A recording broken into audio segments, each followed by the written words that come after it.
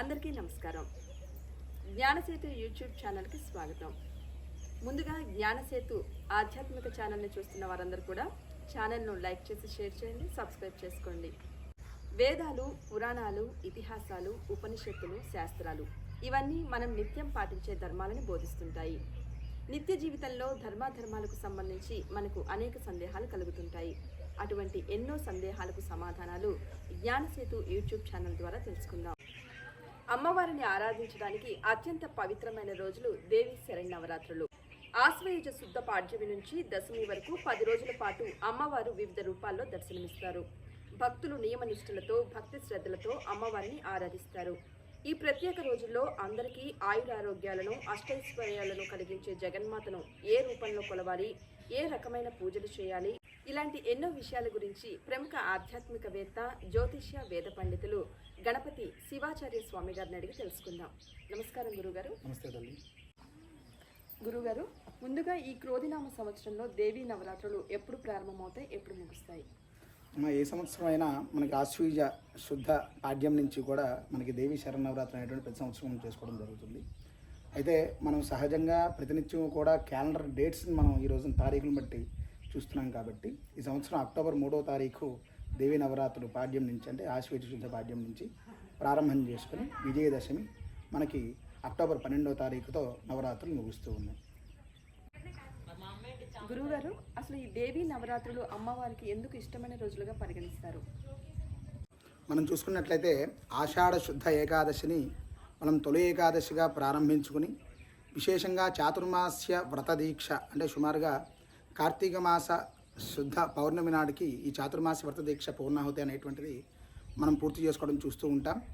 అంటే ప్రధానంగా నేను మీకు అర్థమయ్యేట్టుగా చెప్పాలి అంటే కనుక ఆషాఢ శుద్ధ ఏకాదశి తర్వాత మనకి ప్రధానంగా మొదట వచ్చేటువంటి పండగ గురు పౌర్ణమి.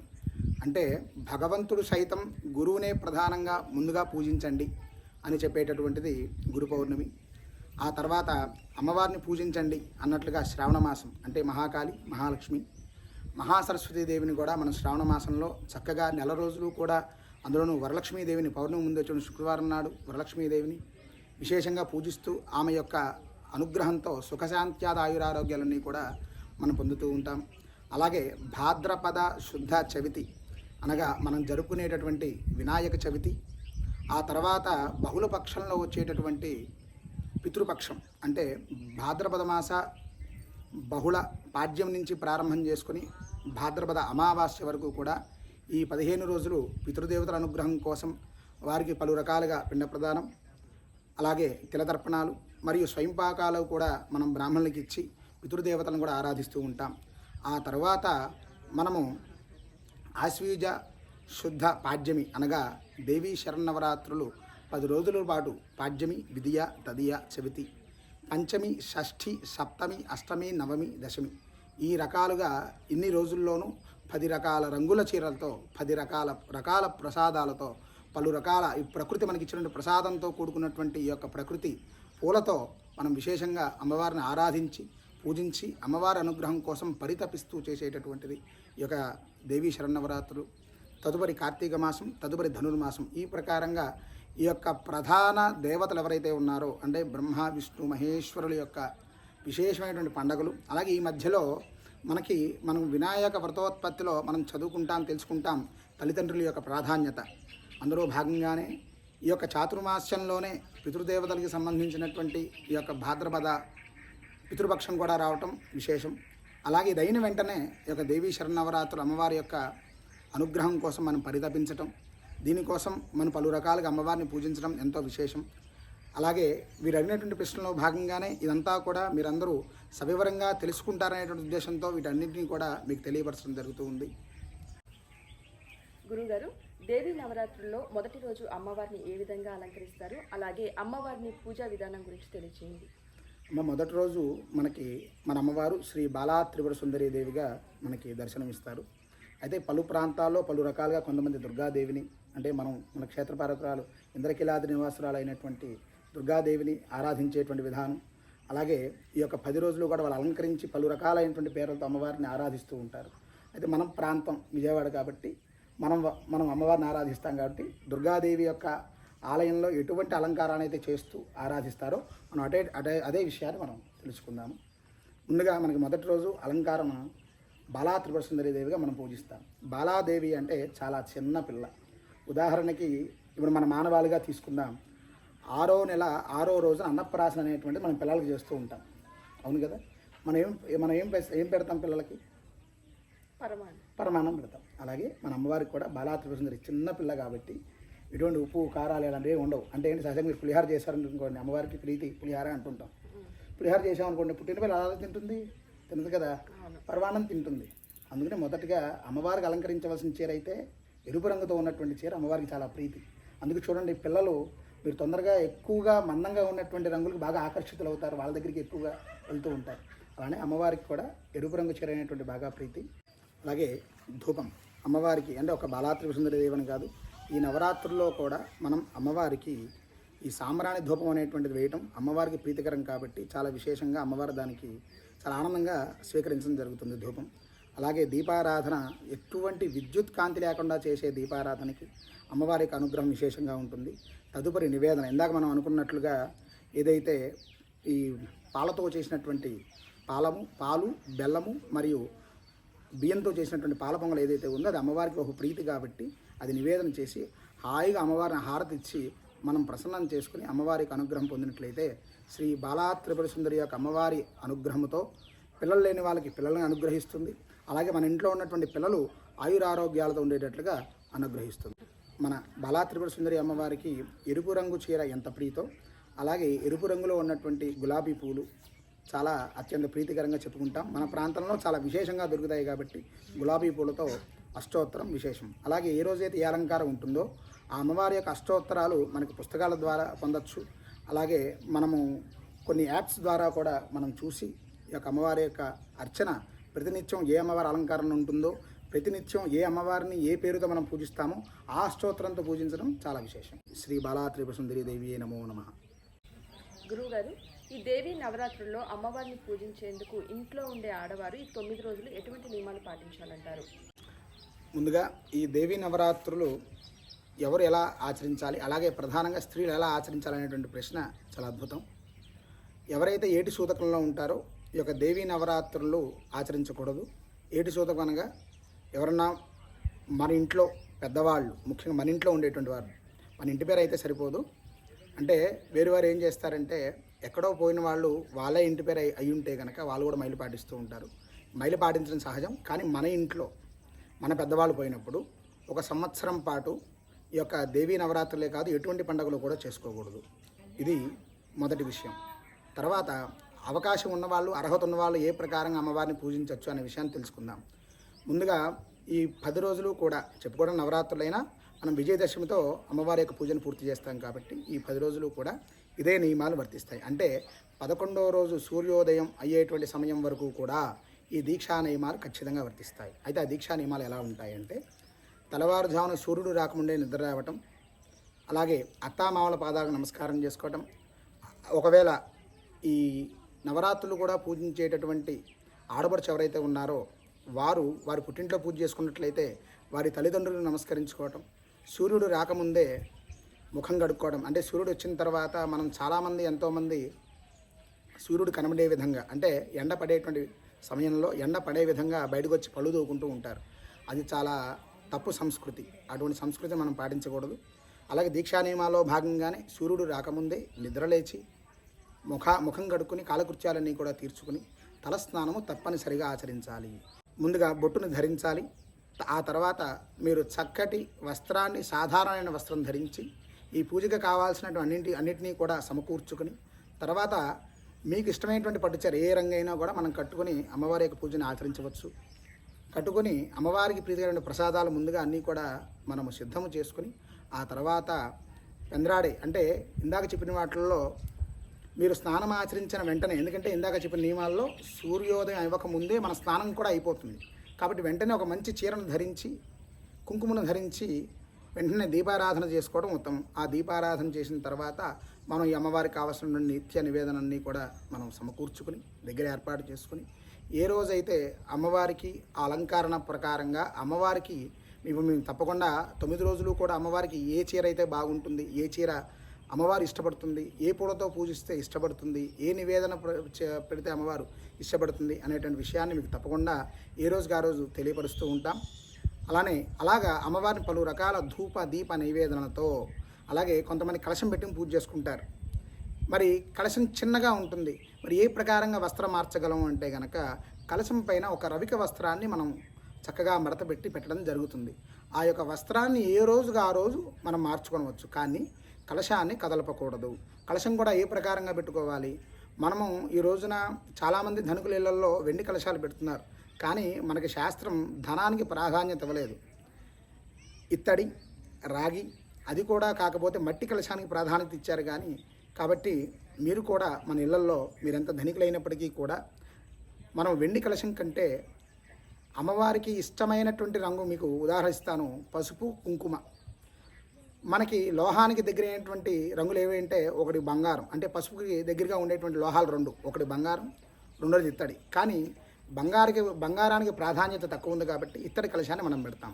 కుంకుమకి దగ్గరికి ఉండేటువంటి లోహం ఏదంటే రాగి, కాబట్టి రాగి కలశాన్ని కూడా మన అమ్మవారి పూజకి పెట్టుకొనవచ్చు. దానిపైన మామిడాకులు పెట్టవచ్చు, రావి ఆకులు పెట్టవచ్చు, నేరేడు, మేడి ఈ ఆకులు కూడా పెట్టి అమ్మవారిని పూజించుకుని దానిపైన ఒక కొబ్బరికాయ కూడా పెట్టుకొని చక్కగా పూజించుకోవచ్చు. అలాగే కొంతమందికి పీచు తీసేసినటువంటి కొబ్బరికాయ కొద్దిగా మాత్రమే పీచుంచి పెట్టుకుని పూజించేటువంటి అలవాటు ఉంది. మీరు అలా కనుక కొబ్బరికాయ పెట్టినట్లయితే తొందరగా ఆ కొబ్బరికాయ పాడేందుకు అవకాశం ఉంటుంది. కాబట్టి కొంచెం కొబ్బరి పీచు ఎక్కువ ఉన్నటువంటి కొబ్బరికాయ కనుక మీరు కలశం మీద పెట్టి పూజించినట్లయితే 9 రోజులు కాదు, మీకు ఆశ్వీజ పౌర్ణమి తర్వాత కూడా ఆ కాయ శుభ్రంగా పాడవకుండా మనకి అమ్మవారి రూపంలో మనకు అనుగ్రహిస్తుంది. ఈ 9 రోజులు కూడా మనం కలశం మీద పెట్టినటువంటి వస్త్రాన్ని మార్చుకోవచ్చు. అలాగే ఏమండి, కొంతమంది ఏం చేస్తారంటే కలశానికి చీర చుట్టిన ప్రయత్నం చేస్తారు. కలశము చీరకు చుట్టినప్పుడు అటు ఇటు కదిలేందుకు అవకాశం ఉంటుంది. కాబట్టి అటువంటి ఇబ్బందులు మీరు పడద్దు, కలశానికి పెట్టద్దు.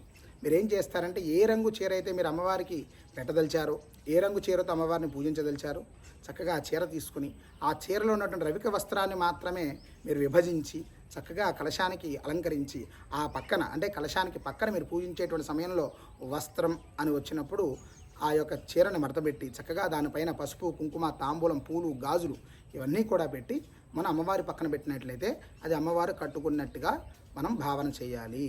అలాగే అమ్మవారికి కలశం పెడతాం కదా, కలశం పైన వస్త్రం పెడతాం కదా, ఆ వస్త్రానికి కూడా మనం గాజులను మనం పెట్టవచ్చు.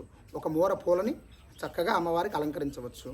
అలాగే ఎవరిళ్ళల్లో కూడా బంతి పూలు అనేటువంటి పూలను దయచేసి ఎవరు కూడా మన అమ్మవారికే కాదు ప్రతినిత్యం కూడా మనం ఫోటోలకు వేయచ్చు, లేదా మనం వ్యాపార స్థలాల్లో పూజించవచ్చు. కొంతమంది ఏదైనా యాంత్రికమైనటువంటి వ్యాపారం అయితే కనుక వాళ్ళు కొంతమంది పూజ చేస్తూ ఉంటారు. దయచేసి బంతి పూలను వాడకండి, అన్నిటికంటే ఖరీదు తక్కువ అయినప్పటికీ కూడా ఆ పూలు పనికిరావు. కాబట్టి దానికంటే కూడా మన పెరట్లో దొరికేటువంటి మందార పూలైనా, చామంతి పూలైనా, ఇత్యాది పూలైనా కూడా, స్వర్ణగన్నేరు పూలని రకరకాలుగా మనకి భగవంతుడు ప్రకృతి రూపంలో పలు రకాల రంగుల్లో మనకి ఇచ్చి ఉన్నాడు. కాబట్టి మనము బంతి పూలు అనేటువంటివి వాడకుండా చక్కగా శ్రేష్టంగా పూజించుకోవచ్చు. అలాగే మన అమ్మవారికి కొంతమంది ఇళ్లల్లో ప్రతినిత్యం కూడా ఆవు పాలను నివేదన చేస్తూ ఉంటారు, ఆవు నెయ్యితో దీపారాధన చేస్తూ ఉంటారు. అయితే ఆవు పాల ప్యాకెట్లు ఏవైతే ఉన్నాయో దయచేసి అవి వాడకండి. అవి పలు రకాల మన అమ్మవారి నివేదన చేసి ఏం చేస్తాం, మనం స్వీకరిస్తాం. మనదేమో ప్రతినిత్యం కూడా భగవంతుడు ఇచ్చిన శరీరం ఇది, అంటే ఏనాటికన్నా వాలిపోవాల్సిందే. అయితే ఇది నివేదనకి పనికిరావు, మనం స్వీకరించడానికి పనికిరావు. ఎందుకంటే మన శరీరానికి కూడా అవి సమస్త అనారోగ్య బాధలు కూడా తీసుకొచ్చి ఇచ్చేయడానికి అవకాశం ఉంది. కాబట్టి ఆవు పాల ప్యాకెట్లు, టెట్రా ప్యాక్స్ ఏవైతే ఉన్నాయో దయచేసి అవి ఎవరు కూడా వాడకండి. స్వచ్ఛమైనటువంటి ఆవు పాలను స్వీకరించండి, తీసుకురండి, అమ్మవారికి నివేదన చేయండి. కాస్త అందులో మనం పంచామృతం అంటూ ఉంటాం కదా, ఆవు పాలు, ఆవు పెరుగు, ఆవు నెయ్యి, తేనె, పంచదార ఇవన్నీ కూడా వేసి చక్కగా పంచామృతం అభిషేకానికి మాత్రమే కాదు అమ్మవారి నివేదనకు కూడా మనం వినియోగించవచ్చు. అలాగే ఎవరైనా అమ్మవారి యొక్క విగ్రహం ఏ రూపమైనా ఒకటే తల్లి, మనం కొండ మీద చేసినట్లుగా 9 విగ్రహాలను తీసుకొచ్చి మన ఇళ్లలో మనం పూజించలేం. కానీ ఒక్క విగ్రహం కూడా మనం సమస్తం కూడా ఆ అమ్మవారే. ఏ విగ్రహం తెచ్చినా అన్నపూర్ణాదేవి ఆవిడే, దుర్గాదేవి ఆవిడే, లక్ష్మీదేవి ఆవిడే. ఏ విగ్రహం అయినా సరే మీరు మన యొక్క అంగుళం కంటే, మన యొక్క వేలి కంటే కూడా తక్కువ ఉండేటటువంటి ఎత్తుగల మూర్తిని, అంటే విగ్రహాన్ని పంచలోహాలు ఏ లోహైనా పర్వాలేదు తెచ్చుకుని మనం చక్కగా ఆవు పాలతో పూజించుకోవచ్చు, అభిషేకం చేసుకోవచ్చు, చక్కగా మనకు తోచిన వస్త్రం కట్టవచ్చు. అలాగే ఏ వస్త్రం లేని వాళ్ళు అంటే ఇప్పుడు ధనికులు ఎవరైనా సరే చీర తీసుకుని వచ్చి అమ్మవారికి అలంకరణ చేయడం జరుగుతుంది. కానీ మనలాగా లేని వాళ్ళు ఎలా మనం అమ్మవారిని ఎలా పూజించుకోవాలి అంటే కనుక ఇంత కాటన్ వస్త్రాన్ని తీసుకుని అంటే దూదితో చేసినటువంటి పత్తితో చేసిన వస్త్రాన్ని జాగ్రత్తగా గంధము, పసుపు, కుంకుమతో ప్రతి అంగుళానికి ఒకసారి పసుపు కుంకుమతో అలంకరించుకుని అమ్మవారికి చుట్టినా కూడా అది వస్త్రంతో సమానమే. కాబట్టి పూజ అనేటువంటిది అందరికీ సమానంగా శాస్త్రముతో చక్కగా తెలియపరచబడింది. కాబట్టి మనం శ్రద్ధాభక్తులతో ఆచరించగలటమే మనం చేయగలిగేటటువంటి పూజ. మనం ఎంత భక్తితో చేశామో, ఎంత శ్రద్ధతో చేశామన్నది మాత్రమే అమ్మవారు స్వీకరిస్తుంది. దయచేసి ఇది గుర్తుపెట్టుకుని ప్రతి ఒక్కరూ కూడా అమ్మవారిని యథాశక్తిగా పూజించి అమ్మవారి కృపకు పాత్రలు కావాలి. అలాగే ఈ యొక్క పూజా నియమాల్లో భాగంగానే మనము పూజ పూర్తయింది, బాగుంది, చక్కగా ఎల్లప్పుడూ కూడా అమ్మవారి చుట్టూ శుభ్రంగా ఉండేటువంటి విధంగా మీరు చూసుకోండి. ఖచ్చితంగా అమ్మవారి చుట్టూ ఎప్పటికప్పుడు శుభ్రపరచుకోవాలి. ఎందుకంటే శుభ్రత, స్వచ్ఛత లేని పూజ అమ్మవారు స్వీకరించదు. చిత్తశుద్ధి ఖచ్చితంగా మనకి పూజలో కనిపించాలి. అలాగే దీని తర్వాత మనం మంచం మీద ఎక్కడా కూడా కూర్చోకూడదు, మంచం మీద కూర్చోకూడదు. అలాగే ఎవరితో కూడా అంటే కొంతమంది మహిళలు ఉంటారు, వాళ్ళ ఇళ్ళకి వెళ్ళకూడదు. అలాగే ఋతువు ఉన్నటువంటి స్త్రీలు ఉంటారు, వాళ్ళతో మనం మాట్లాడకూడదు. ఇటువంటి నియమాలను పాటించాలి. రాత్రిపూట కూడా కిందే పడుకోవాలి. అలాగే భార్యాభర్తలు ఇద్దరూ కూడా కలవకుండా ఈ యొక్క దీక్షని 10 రోజులు కూడా పూర్తి చేసినట్లయితే అమ్మవారి యొక్క అనుగ్రహము ఒక్కొక్క రోజు ఒక్కొక్క అవతారంలో మనకు అమ్మవారి దర్శనమిచ్చి ఒక్కొక్కటి అనుగ్రహిస్తారు. కాబట్టి 9 రోజులు 9 దీక్షల వల్ల చాలా అద్భుతమైన ఫలితం మనకి ప్రాప్తి చేస్తుంది. ఓం నమః శివాయ. గురువుగారు, ఈ నవరాత్రుల్లో భాగంగా ప్రతినిత్యం ఇంట్లో ఆడవాళ్ళు అమ్మవారికి ఎలాంటి పారాయణ చేయాలి, అలాగే అఖండ దీపం పెట్టాలనుకునేవారు ఏ విధంగా చేయాలి, వాటి గురించి తెలియచేయండి. ప్రధానంగా మనం దీపారాధనకి మన ధర్మశాస్త్రంలో ప్రత్యేక పీఠ వేసి ఉందమ్మా.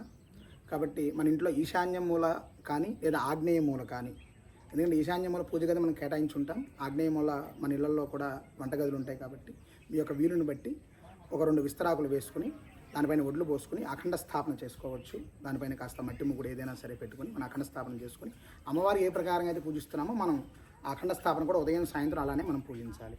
అలాగే రెండవ ప్రశ్న మీరు అడిగింది ఎటువంటి పారాయణ మనం ఆచరించాలి. ఇందులో ఏమిటంటే కొంతమంది దైవీ భాగవతం అనేటువంటి పారాయణని అనుసరిస్తూ ఉంటారు, చేస్తూ ఉంటారు. చదవడం చేత కాని వాళ్ళు, కానీ వాళ్ళకి భక్తి లేదని కాదుగా, చదవడం చేత కాదని వాళ్ళకి భక్తి లేదని కాదుగా. కాబట్టి ఆ దైవీ భాగవతాన్ని మనం వింటూ కూడా దాన్ని తప్పించి అమ్మవారి యొక్క మన అమ్మవారిని కూడా అక్కడ ఉన్నట్టుగా అంటే అది వింటూ ఉంటే అమ్మవారు అక్కడ ఉండి మనం ఆ స్థానంలో ఉండి మనం పూజిస్తే ఎలా ఉంటుందో ఆ యొక్క స్పందనను కూడా మనం ఖచ్చితంగా పొందవచ్చు. శ్రీమాత్రే నమః. దేవీ నవరాత్రుల్లో అమ్మవారి పూజా విధానం గురించి ప్రముఖ ఆధ్యాత్మికవేత్త, జ్యోతిష్య, వేద పండితులు గణపతి శివాచార్య స్వామి గారు ఇప్పటివరకు మనకు ఎన్నో విషయాలు చాలా చక్కగా తెలియజేశారు. ధన్యవాదాలు గురువుగారు. సర్వే జనాః సుఖినో. ఇలాంటి మరెన్నో ఆధ్యాత్మిక విషయాలను తెలుసుకునేందుకు జ్ఞానసేతు యూట్యూబ్ ఛానల్ని లైక్ చేసి షేర్ చేయండి, సబ్స్క్రైబ్ చేసుకోండి. నిత్య జీవితంలో మీకు ఎదురయ్యే అనేక ధర్మ సందేహాలకు, జ్యోతిష్యానికి సంబంధించి మీకు ఎటువంటి సందేహాలున్నా గురువు గారి నెంబర్కి కాల్ చేయండి. అలాగే కామెంట్ రూపంలో తెలియచేయండి, మీకు పరిష్కారం తెలియచేయగలరు. నమస్కారం.